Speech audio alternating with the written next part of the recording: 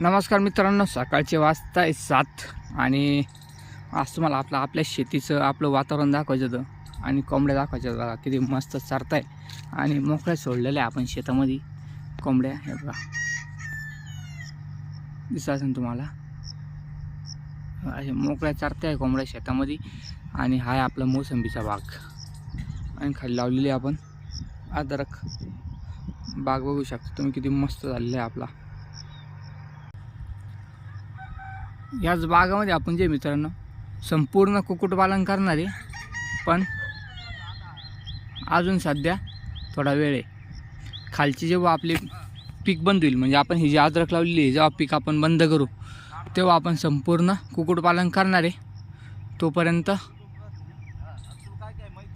असंच चालू राहील.